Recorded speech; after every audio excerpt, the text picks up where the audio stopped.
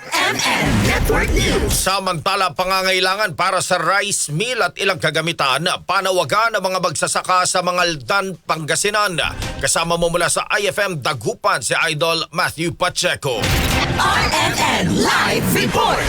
Inihayag ng mga magsasaka mula sa dalawang asosasyon sa bayan ng Mangaldan ang kanilang pangangailangan para sa village-type rice mill at hand tractor sa sinagawang validation visit ng PhilMec kasama ng Municipal Agriculture Office ng bayan. Nanganganap na pagpupulong, parehong iginiit ng Malabago Mangaldan Farmers Association at Asosasyon na Masanting Dumaralos na makayog ang kahalagahan ng pagkakaroon ng rice mill upang mapababa ang gastusin, mapabuti ang kalidad ng kanilang produksyon at mapabilis ang proseso ng paggiling ng palay sa kanilang lugar. Bahagi ang inisyatiba ng Rice Competitive Investment Fund Mechanization Program na taon-taong ibinamamahagi ng humigit kumulang 1,200 hanggang 1,600 na makinarya sa iba't ibang rice farmers cooperatives and associations batay sa urgency at pangangailangan. Tiniyak naman ng lokal na pamahalaan ng bayan ng Mangaldan na patuloy nitong susuporta ng mga magsasaka upang matiyak ng ganitong mga oportunidad ay magdudulot ng mas mataas na produksyon at mas maunlad na kabuhayan sa bayan ng Mangaldan. Kasama mo mula rito sa IFM Dagupan. Ako si Idol Matthew